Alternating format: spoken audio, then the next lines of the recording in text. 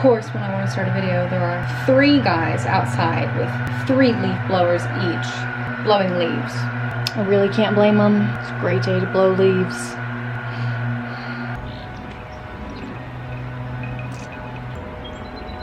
God, I wish they would stop with the leaf blower. Hello, beautiful people. My name is Georgia.bridge.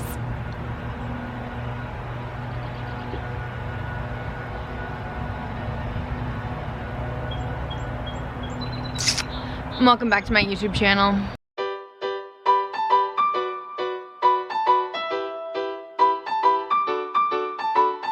Of course.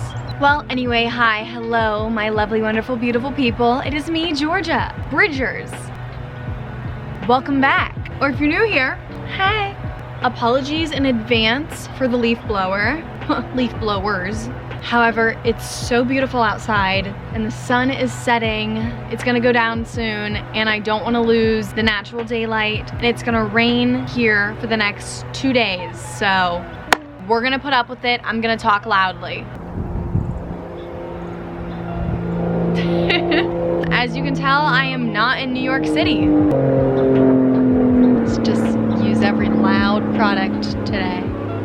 No, I'm not in New York City where I live. No, baby, summer, you can't jump. Anyway, I'm not in New York City. I am in New Jersey. As you can probably guess, I am not in New York City because of the COVID-19 coronavirus. If my facts are straight, New York is the state with the most cases. So, my girlfriend Tori and I came here to her childhood home where we've been for almost 2 weeks now. We did not want to be on lockdown in New York. We knew how bad it was getting. We knew it would be better for us and for our dog if we were in a house with a backyard. So we did that. And it's much more comforting to be in the presence of a mother and fathers and parents and whatnot. And I'm gonna tell it to you guys how it is. The whole coronavirus situation has done a pretty big doozy on me. Oh my God, my camera's seriously gonna die after I've done all this? I was having a lot of anxiety over it. I kind of had a full-on panic attack about it. It just really stressed me out in the sense where I just graduated college and I just moved away from home. And this global pandemic is something that I'm sure none of us have ever experienced before in our entire lives. And when something scary like that happens, sometimes you typically just want to be with your parents. I was just stressed out thinking about, when am I going to be able to go home? Am I going to be able to go home? What is happening in life right now? It's really scary when you don't know simple basic things of the future. Literally no one knows what tomorrow is going to bring.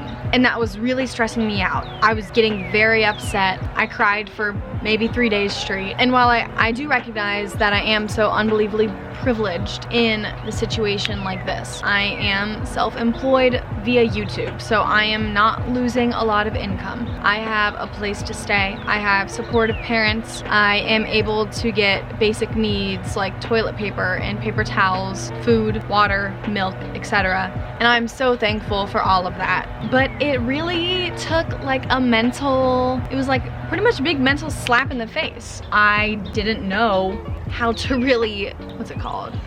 When you go through change and I didn't know how to adapt. So after many tearful phone calls with my mother, which I'm sure you guys all remember from my last vlog that was quite depressing, I decided to have a change of mindset. So I have been doing these things almost every day to help me get out of a funk and keep myself from going crazy while in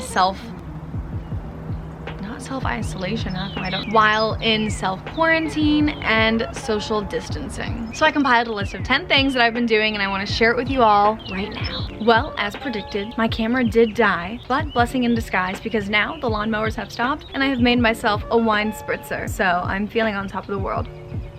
Now let's really run over my top 10 ways that I personally have been taking my mind off of the anxieties of the coronavirus, living in the present, and enjoying the now. The first thing that I've been doing is trying to wake up at a decent time every morning and go to bed at a seemingly decent time. I'll be honest, my sleep schedule got pretty messed up right off the bat because I was staying up late and sleeping in super late here in self-quarantine because I felt like I didn't really have anything to do and I didn't want to get up early. Back in New York, I was trying to get up every morning at like 8:30 in the morning to start my day off early, and I just felt more productive when I didn't sleep away the whole morning. And here I was essentially sleeping away the whole morning, other than to get up to take out our dog, Summer, and feed her, of course. We are not bad pet owners.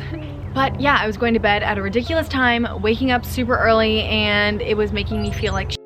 What I suggest you do is wake up in the morning. If 11:30, 11:45 is the morning for you, that's okay. It's still the morning, you're getting there, and try and go to bed at a decent time. Let your body rest, but also try and kickstart your day. It makes me feel happier and more productive, and I personally feel happier when I am productive doing something. Another thing I can suggest to you all is to keep a clean space. I know it's pretty hard for me to keep a clean space, especially now that I'm living out of a suitcase in a backpack and a couple bags that I brought. It's really easy to just like want to throw things everywhere and like have makeup just sprawled all over because this is not my home base. I just feel very out of my element not being in my apartment and like being in charge of that space being clean. So it's easy for me to just kind of be like, oh, I'm just gonna throw my sweatshirt on the bed. Oh, I'm not gonna make the bed. But if you force yourself to make the bed, at least if you don't really feel like cleaning your room or anything, just make your bed in the morning. It will make you feel a million times better. It'll make the place feel... Woodpecker. A dog. Anyway, it'll make your space feel a million times cleaner, even if it is a little dirty here and there. Making the bed, first and foremost, get her done. Take that Lysol, get rid of all those germs. We are trying to stay healthy as, oh my God. I'm never recording outside again. We're trying to stay as healthy as possible. Loud ass woodpecker. Another suggestion I have for you is to maybe not stay in your PJs all day. It's totally okay if you want to. I have had days where I just want to stay in my PJs all day, but what I advise to you is to not stay in your PJs all day, every day. I know, I personally feel more proactive when I throw on a t-shirt, a jacket, and some jeans. Even socks helps me feel better. But I also love my days where I am in sweatpants all day and a sweatshirt. So I try and balance out the two so that way I'm not feeling unbelievably lazy. And on the days where I do wear my clothes, I throw in a little makeup to maybe do my hair, who knows? We'll see how the day feels. Another thing I can suggest to you all is to read a book. I just finished reading the book End of Oz by Danielle Page. It was actually a book series that I read in high school that I fell in love with, but kind of forgot about in college. And I finally finished it now being in self-quarantine. Loved it, forgot how good it was. Wish there was a 5th book on the way, but there isn't. So now I'm actually reading Harry Potter in the Order of the Phoenix. I started reading the Harry Potter series when I was in college, and this is my first time ever reading the series. And I have just felt like a fake fan for so many years because I adore Harry Potter. I have seen the movies countless number of times, can quote the movies pretty well, have been to Harry Potter World a bunch of times, but I never read the books. When I was actually younger in grade school, I would carry around the books and just like periodically move my bookmark so people would think that I was smart enough to read really big, thick Harry Potter books, but I never read them. So now I'm actually reading them, and I'm actually enjoying reading them being older because I feel like I'm picking up on things that I totally would have missed reading at like the age of 9, 10, and so on. So yeah, number 5, no spoilers, though I know everything that happens. I also will suggest to you all that if it is safe for you to go outside on a walk.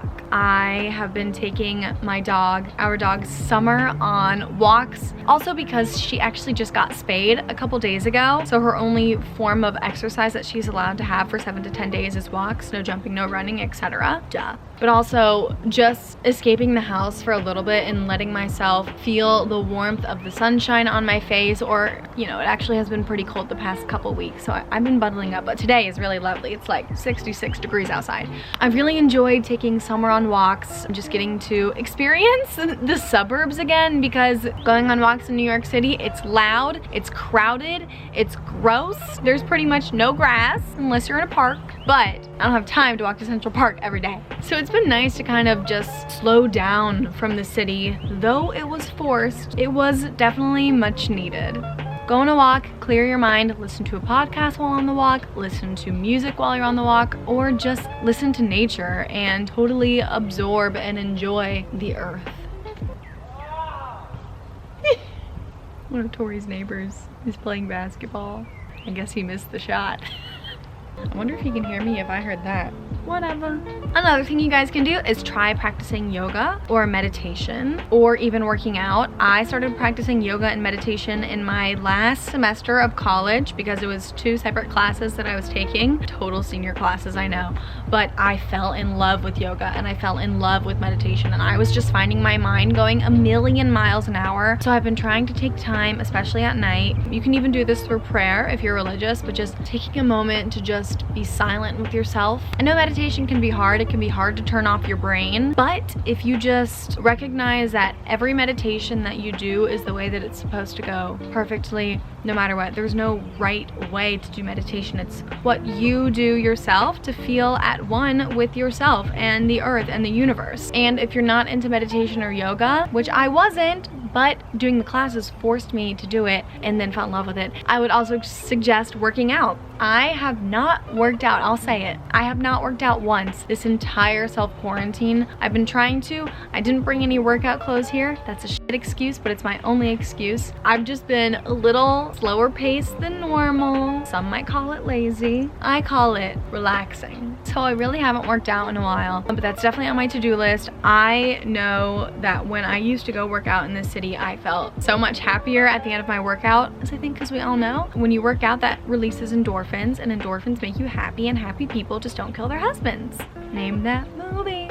So yeah, whatever form of physical activity that you want to do that can help release those endorphins and make you happy, I suggest doing that. Next up, I gotta tell you guys something that's really been helping me is FaceTiming friends and family. I am physically very far away from my friends and family, and that can make social distancing feel even further than it already is. So I have been calling a lot of people, just checking in, saying, hey, what's up? Just take the time to reach out to people, check in on yourself, and check in on your friends. No one's doing anything, so there should be plenty of time to talk to them. Okay, well, I accidentally forgot to record, so just answer again, okay?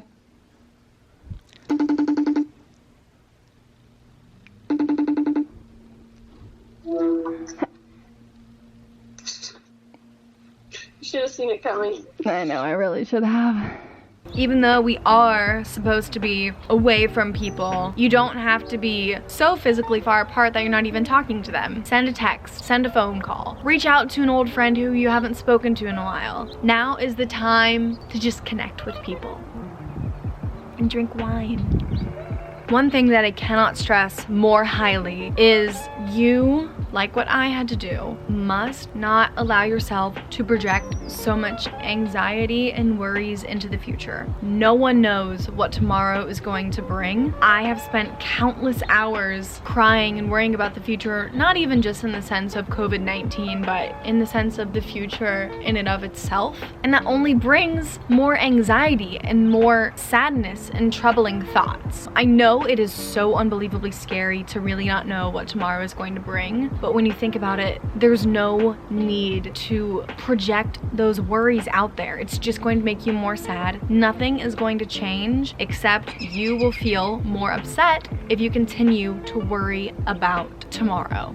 And I don't mean this in the sense of those who are worried about putting food on their plate tomorrow, things like that. I mean it in the sense of just your own mind and your ego taking over your thoughts and trying to think of every bad thing at once that could possibly happen, and therefore make you just break down. Just take things one day at a time. It's all that we can really focus on. I was really, really, really upset when I found out that the New York, New Jersey, Philly airports are all grounded grounding flights because I wanted to go back to Ohio in a couple weeks once Summer is healed from her surgery to visit my family because, as I mentioned before, I just miss them a lot in a time like this. And I actually was supposed to be going back to Cincinnati this weekend for my sorority's formal. My sister was going to take me as her date, but that got canceled. It's okay, these things happen. And it would have been my senior formal because I graduated early. And you know, here's me just going into another sad spiral. There's no use in crying over spilled milk. There's no use in crying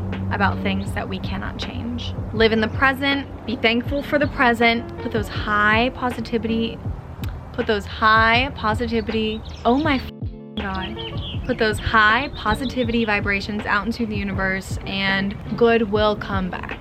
Camera's about to die again. Let's speed this up. Let's speed it up. Let's go, go, go, go, go, go, go. Boom. Hit. Come on. What's my next one? Another thing you can do is download a new game. Yep, that's right. I fell into the trap and I downloaded Animal Crossing. I wanted to get the Nintendo Switch and get the actual Animal Crossing game, but it's sold out everywhere. So I downloaded the phone version called Pocket Camp, and it's so cute. It has definitely kept me entertained during points of boredom. You could also start a new movie or TV show. I started watching Tiger King on Netflix. I'm sure you've all seen it. It's #1 in the US on Netflix right now. Just when I think it couldn't get crazier, it gets crazier. Highly suggest. But while I say these things, I also recommend not staring at your phone all day. Give your eyes a break. Read a book instead. Just do something else so that you're not on your electronics all day, because that can be very straining on your eyes and straining on your mental health with everything that's going on in social media right now. I have personally stopped going on Twitter so much, which hurts my soul because it's my favorite social media platform. But every time I went on Twitter and saw the news, I would just become so unbelievably upset and anxious and worried. I have limited my intake of social media Once again, my camera battery died while I was in the middle of maybe the greatest sentence I ever spoke in my entire life, but that's okay. I wrote down where I left off. Sunset as well, but now it's reflecting off the kitchen window and making me look like an angel, so I'll take it. Let's get through this quick. I only charged it for like 5 minutes. As I was saying, I am taking a break from social media, while of course not being ignorant to current events that's going on, just informed to the most that I need without going too far extremes, making me cry. My last and final piece of advice to give to you guys that are in self-quarantine and trying to not go crazy / stop feeling bad about what's going on is that if you personally make the decision to have a lazy day, which I have taken so many of, but if you wake up that day and you say, today's my lazy day, today I am not doing my hair, I'm not doing my makeup, I'm staying in my PJs, I'm gonna chill on the couch, I'm gonna eat chips, and I'm gonna have a fun time, do not feel guilty at the end of the day for having a lazy day. Do what you need to do that makes you feel happy and makes you not succumb to the sadness and worriness that can be social distancing and isolation. If you make that plan, that is your plan. Don't feel bad about it. Enjoy it. And if you have 2 in a row, have fun again. All right, lovely people, that is all the advice I have right now to try and help you get through this whole social distancing, isolation, and self-quarantine life that we are living right now. It's scary, but it's okay. Relax, be calm. Everything will be okay. We will get through this together. I love you all so much. I hope you are staying safe out there. If you want something to do to help pass time, you can also listen to mine and Tori's new podcast. It's called Okay Anyway. It is available on all your favorite podcast listening platforms. I love you all so much. Don't forget to be your best self, and once again, stay safe. See you in the next video. Bye.